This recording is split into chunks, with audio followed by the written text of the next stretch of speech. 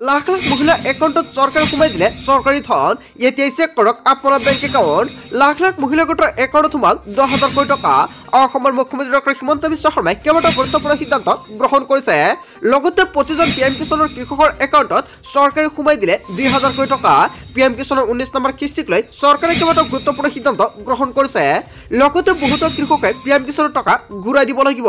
কেৱল ইয়াৰ নহয়, ration card থাকিলে জনতাই লাভ কৰিব 5খন আঁচনি।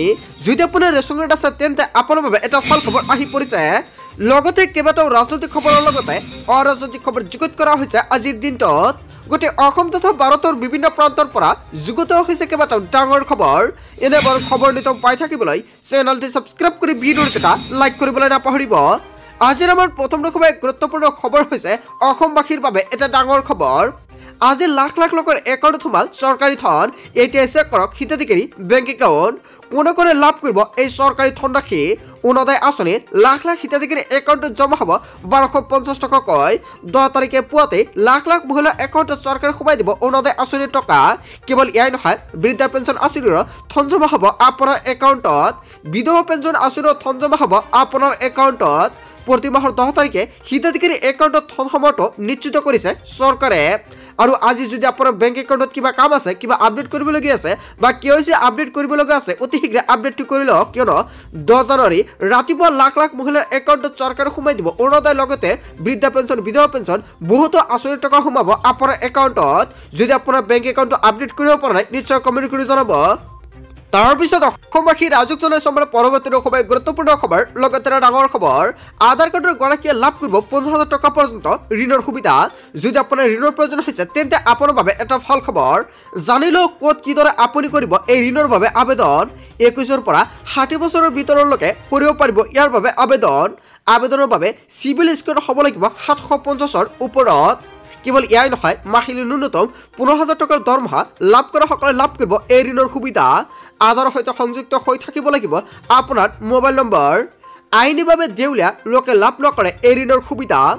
ঋণৰ বাবদ আপুনি পৰিশোধ কৰিব লাগিব 10.50ৰ পৰা 14% সুদ।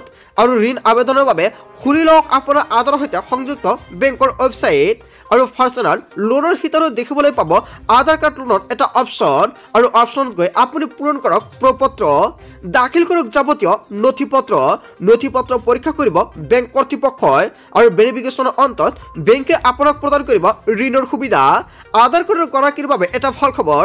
যদি আপোনাৰ আধাৰ কাৰ্ড আছে আৰু আপোনাৰ লোনৰ প্ৰয়োজন হৈছে, তেনে ক্ষেত্ৰত এতিয়া আপুনি 50,000 টকালৈকে ঋণ ল'ব পাৰিব।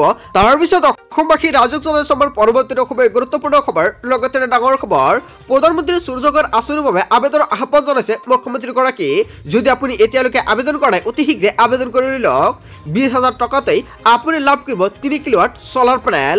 আৰু চৰকাৰে 1.5 লাখ টকা ৰাজসাহায্য প্ৰদান কৰিব। আৰু 85% পৰ্যন্ত কমিব আপোনাৰ বিদ্যুৎ বিল। আৰু যিসকল ব্যক্তিয়ে আবেদন কৰিছিলে, প্ৰত্যেকজন ব্যক্তি প্ৰায় লাভ কৰিছে ছলাৰ পেনেল। বহু লোকৰ 15 টকা পৰ্যন্ত আহিছে বিদ্যুতৰ বিল। জানি লওক কিদৰে কৰিব আপুনি ছলাৰ পেনেলৰ বাবে আবেদন।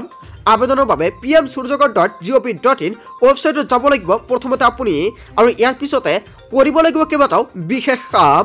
প্ৰধানমন্ত্ৰী সূৰ্য ঘৰ আঁচনিৰ বাবে আবেদনৰ আহ্বান জনাইছে মুখ্যমন্ত্ৰীগৰাকী। যদি এতিয়ালৈকে আপুনি পিএম সূৰ্য ঘৰ আঁচনিৰ ছলাৰ পেনেলটো আবেদন কৰা নাই, অতি শীঘ্ৰে আবেদন কৰি লওক। আপুনি কেনেকুৱাকৈ আবেদন কৰিব, আপোনাৰ মোবাইল ফোনৰ জৰিয়তে আবেদন কৰি ল'ব পাৰিব, অথবা CSC চেণ্টাৰত গৈও আবেদন কৰিব পাৰিব।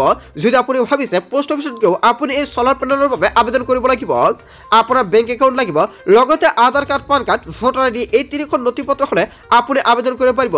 লগতে যদি আপোনাৰ ঘৰত বিদ্যুৎ সংযোগ আছে, তেনে ক্ষেত্ৰত তাৰ এখন ৰিসিপ্ট লাগিব। এই 4খন নথি হলে আপুনি নতুনকৈ পিএম সূৰ্য ঘৰ আঁচনিৰ জৰিয়তে আবেদন কৰিব পাৰিব ছলাৰ পেনেল। তাৰপিছত অসমবাসী ৰাজুক জনাই চমৰ পৰৱৰ্তী গুৰুত্বপূৰ্ণ খবৰ, লগতে ডাঙৰ খবৰ। আহি গ'ল হাজাৰ হাজাৰ চৰকাৰী ঘৰ আবেদনকাৰীৰ বাবে এটা ভাল খবৰ। কিয়নো কেইটামান ঘণ্টাৰ পাছতে 50,000 চৰকাৰী আৱাস ভাৰ্চুৱেলি মুকলি হ'ব ৰাজ্যত। 9 জানুৱাৰীত অসমলৈ আহিব কেন্দ্ৰীয় পঞ্চায়ত আৰু গ্ৰামোন্নয়ন মন্ত্ৰী শিৱৰাজ সিং চৌহান আৰু আহি আপোনাক চৰকাৰী ঘৰ প্ৰদান কৰিব। হয় বন্ধু বান্ধৱীসকল, কেইবাটাও গুৰুত্বপূৰ্ণ সিদ্ধান্ত গ্ৰহণ কৰিছে। সৰুসজাইত এক অনুষ্ঠানত অংশগ্ৰহণ কৰিব কেন্দ্ৰীয় মন্ত্ৰীগৰাকীয়ে।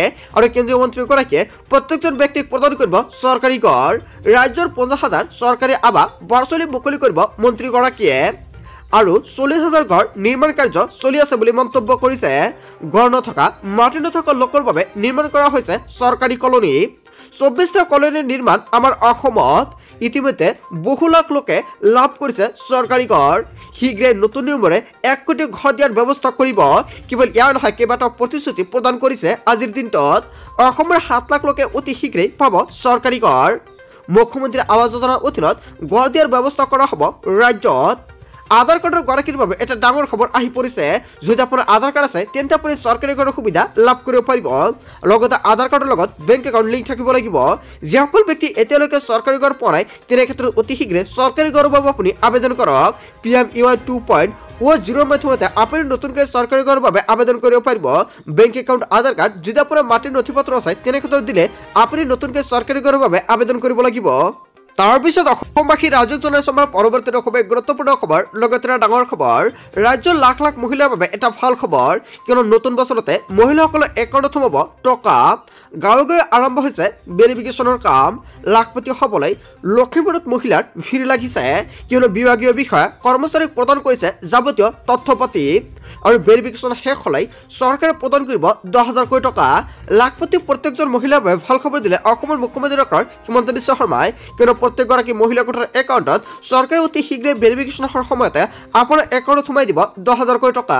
ভেৰিফিকেশ্যন প্ৰায় শেষ পৰ্যায়ত। ফেব্ৰুৱাৰী মাহৰ 1 তাৰিখতে লাখ লাখ মহিলা গোটৰ একাউণ্টত চৰকাৰে সোমাই দিব 10,000 কোটি টকা। আৰু এয়া অসমৰ মুখ্যমন্ত্ৰী ডক্টৰ হিমন্ত বিশ্ব শৰ্মাৰ প্ৰতিশ্ৰুতি। যদি আপুনি আত্মীয় গোটৰ প্ৰপত্ৰটো জমা দিছে তেনে ক্ষেত্ৰত অতি শীঘ্ৰে আপোনাৰ বেংক একাউণ্টৰ লগত NPCI DBT লিংক কৰি ৰাখক। অন্যথা আপুনি গোটৰ 10,000 টকা চৰকাৰে সোমাই দিলেও আপোনাৰ একাউণ্টত নাপাব।